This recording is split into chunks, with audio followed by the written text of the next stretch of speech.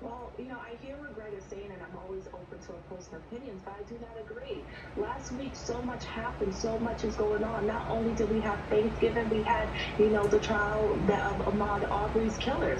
So many news-breaking events happened last week, and it's not because we were trying to ignore it because there was some underlying issue, but rather because Americans were just simply drained. And with that being said, lives were lost, and I think now attention should be focused on what happened. I think that no one, regardless of their skin color, their race, their religion, should be exempt from the scrutiny of individuals when they commit a crime. So I don't agree with Greg. I just feel as though the timing was different. It's interesting. I've never actually heard anybody call Thanksgiving, per se, a breaking news story that would get in the way of a holiday massacre at a parade. But that's an interesting take on it. Let me get your first thoughts, Matt, and then I'll move to this. I just think we've had, what I will agree with Wendy on is I think a lot of people are exhausted about this charge of racism that is thrown out constantly and regularly. Think of me right now. I'm a white guy appearing on your show with two accomplished black women. Everybody would tell me, don't talk about race because you will be called a white supremacist for even going there.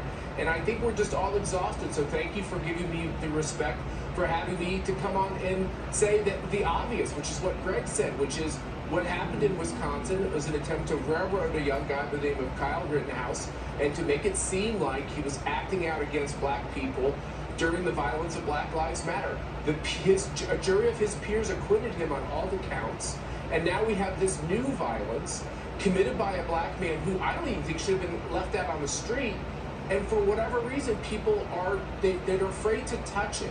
And we just got to start talking about these things, no matter what our skin color is, and we've got to call out the violence, whether it comes from the right or the left or randomized, because we cannot have this violence in our society and have any sense of peace for our kids. Well, on this program, first of all, I don't call anybody names, but everybody is welcome to come and express themselves. We have honest conversations here. I call balls and strikes, and you're always welcome here. Everybody is. Gutfeld also ripped the scant media coverage of the Waukesha attack, which killed 6 people again, versus the extensive coverage the Boston Marathon attack got, which killed 3. Watch it. You can run over a Christmas parade and kill twice as many people as the Boston Marathon bombers, and they'll call it an accident. The soft bigotry of low expectations turns into crime and murder because they believe minorities are responsible for themselves. In reverse order now, Matt, I'm coming to you first.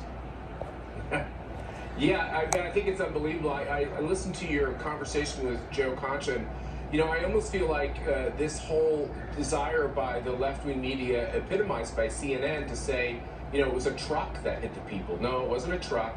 That's an inanimate object. It's a person who acted in a violent and terrible way. By the way, I have family members who were there in that community. It's horrifying for the kids who were there, and it should be covered, not glorified. I don't think if it bleeds, it should always lead, but we have to show these tragic circumstances with some kind of equity. And the point on the Boston bomber, I hadn't thought about that. That is an amazing thing. Everybody knows the names when it is perpetrated by certain types of people, but somehow other names are lost to history because it's politically incorrect to talk about it. We have to stop that.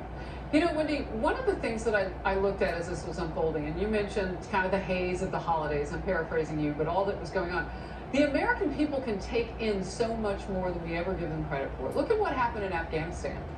That the White House seemed to be acting as though they thought that, coming up to the Labor Day weekend, maybe people wouldn't catch all of that. They caught every single heartbreaking moment of it. We can take it. What we can't take is being handled and a lack of transparency. So in this, it helps to call it what it is, whatever it is.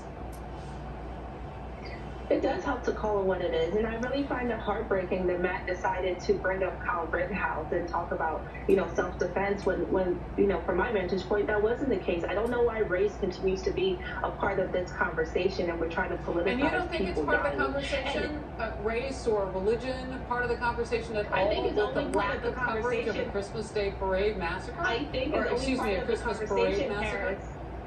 I think it's only part of the conversation, Harris, when it benefits conservatives and Republicans. You all like to bring up race, and you guys like to talk about people's skin color when it benefits you. You guys like to bring up black on black crime when no such thing exists, but we don't talk about white on white crime. We never talk about these things. So if it benefits you all, you often bring up race, but you never bring it up. All right, when let me give Matt a chance to respond to that. That's pretty incendiary talk. And not to mention the fact that all the black on black crime in Chicago, the riots were not there for them, for those black victims. They were elsewhere. Go ahead, Matt. That's inflammatory. Well, I don't understand how someone can say there's no black on black crime. But what I would just say this is because you're killed predominantly by crime is. Let me try to talk here. Crime is crime, and what we have to do in this country is treat it in a way where it's equitable and people can get the facts. To say that Kyle Rittenhouse, right, was a victim of a ton of misreporting to try to make it seem like he was a white supremacist was simply un-American. It went all the way to the White House, Wendy. You can't deny that. The president put his thumb on the scale before the case had even been adjudicated by calling. You can't deny that racism exists as well. Oh boy, we need longer than an hour. Okay, thank you. Yet another Democrat. Thank you, Matt. Yet another Democrat bailing